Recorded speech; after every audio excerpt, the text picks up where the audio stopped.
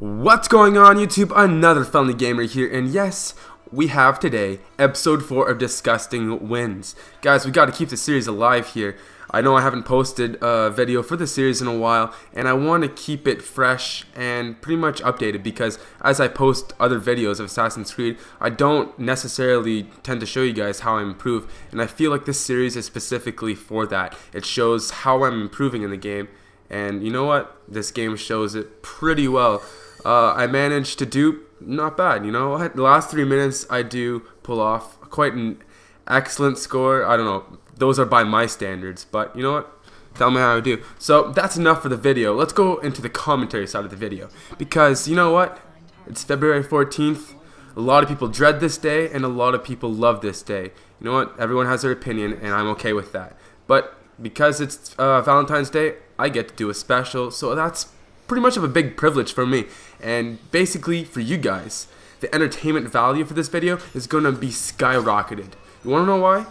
It's because I get to share an embarrassing story for you guys. So if you're single on Valentine's Day, I get to put myself down to make you guys feel better.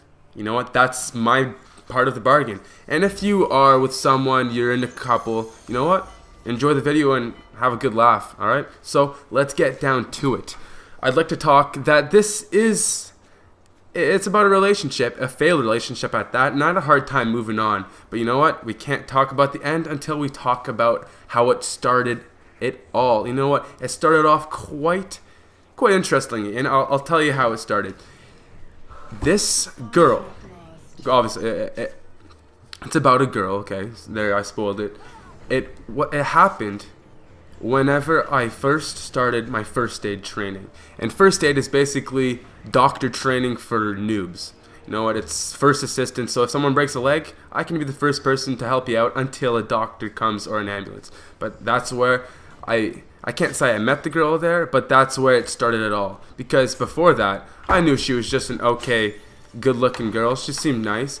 But at the first aid, that's when everything changed. And when I mean everything, my entire point of view. I thought she was beautiful after that.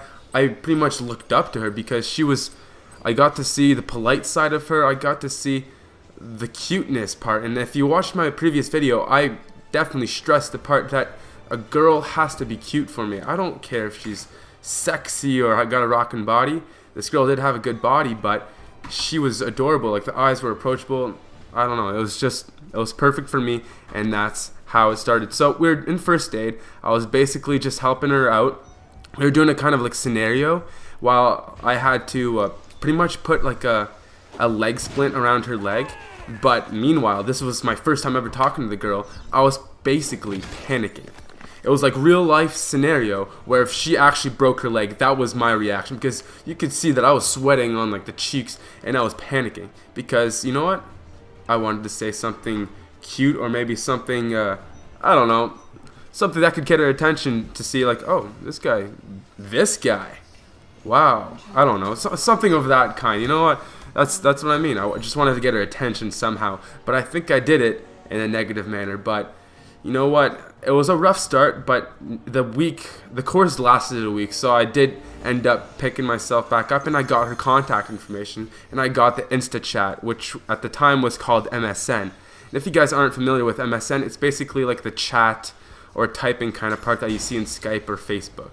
That's basically what it was. It was huge when I was a kid. Now it's basically just no one uses it. It's a desert out there. But you know what? I got her contact information, and we started talking. And talking, we are not even talking. It was 4-hour conversations. That's not talking, and that's not normal. It was something that was cool because I got to talk. Blah!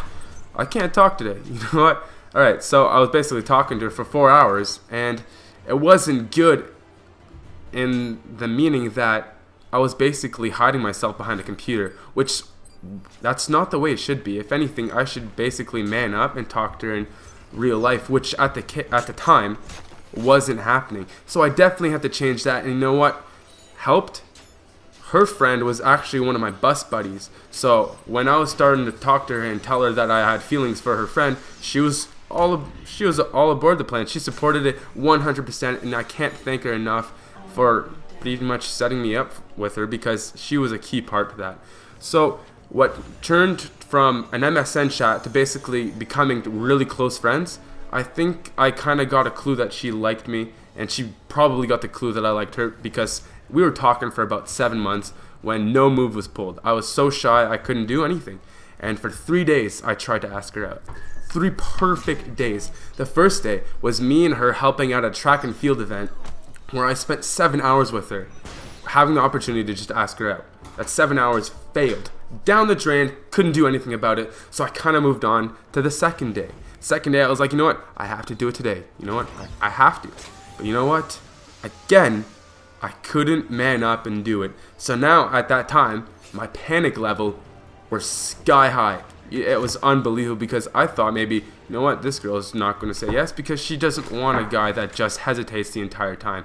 And that's reasonable. If I was a girl, you know what, I wouldn't want a guy that just hesitates to ask me out, because how is a relationship supposed to move? It has to have movement, and that it has to have flow. You know, it's like a river. You can't have a river that just stops moving. It doesn't work like that. So back to what I was saying, the third day. And that third day, guys, was awful. It was so bad that I'll tell you, I'll go from the start of that day. That day started off with me basically having the entire school have beach day. And what beach day is where the entire school goes to the beach. And that's basically all it is. The entire school's at the beach. But that day was incredibly cold. I don't know what was going on. Canadian weather, you guys basically get the idea that it's cold up here. But I don't know why it was that cold. It just didn't seem normal. So I was so cold, I actually wrapped myself with a towel. I ended up wearing a girl's hoodie because I just couldn't do it. I had frostbites on my fingertips, my ears were covered, and I was basically hyper the entire day. So I was basically done. To try to ask that girl out wasn't going to happen. But you know what? My friend, my bus buddy, helped me out and called me as soon as I left the group that me and her were in. I left, she got a call. 15 seconds later, she tells me, you got to go back in there or we're not sitting in the bus ever again. And at that time, I really liked that bus buddy. She was like my companion. She was like, I don't know, she was just a really good friend. So that's probably the biggest push and best push that I needed. And you know what? It turned out to be a really good thing, because you know what? This girl said yes, and it started something amazing. An experience that it's still possibly, it's at the top of my best relationship. That is until the month and third week of that relationship. Sorry about that. On the month and third week, okay, I don't know how to phrase that, but the third week of the second month of the first month, I don't know how to make sense of that, but just get it. We were basically together for 6 weeks, but on the end of the 6th week, we were just hanging out, right? Typical normal day. But she starts mentioning other cute guys, like celebrities. And you know, I didn't know what to make of it. I was kind of like, okay, I'm kind of jealous. She's just talking about other guys in front of me. I don't seem like that's fair. But you know what? Oh well, I'm okay with that. Whatever. But then we sit down and we're at her friend's house, who is my bus buddy, like I mentioned before. But that's where things go down the drain. She starts talking about other guys. Not guys like my friends or anything, but just celebrities. And it kind of got to my nerve where I just wanted to get out of there. So I pretty much just hugged her, kissed her goodbye, and walked home. And the walk home was the worst experience I've yet to have. It was a 40-minute walk that was awful. It was awful. It didn't make me happy, because those 40 minutes drove me insane. And when I mean insane, it actually made my happy relationship, me being all like, yeah, this is awesome, to me somehow convincing myself that I was depressed and pretty much very confused, which wasn't the case. It was unbelievable. I don't even know how I managed to do that. Probably now that I've matured and had 4 years to think about it, I can tell you that I was too into this girl. I went into another level of commitment when she wasn't ready, and I kind of overreacted to the negative side effect to it, and that basically caused me to panic, and that's what caused everything to fail. And you know what? The biggest failure? It happened when I went home and immediately went onto the computer and signed into Facebook. On Facebook, I immediately typed in her name and clicked message. And you know what? I'm always that person that's always going to open up and share because I'm like a teddy bear. You know what? I pretty much just share my love and share every single thought I have. So, you know what I did? I wrote a 1,200 word Facebook message, basically me telling her that I was feeling very confused, depressed, something was going on with me. I don't like it when you talk about guys in front of me. It was basically a huge breakdown in my part. And you know what she did? Like any normal girl will do. What the hell is going on? That was her reaction. And you know what? She didn't have any words for me for the next couple of days. She didn't have the words to actually break up with me. She was just heartbroken. Like, I would show you the letter, but I actually deleted it. It was the only way I could do it to simply move on. And you know what? It took me a long time to move on. She did dump me after all. And you know what?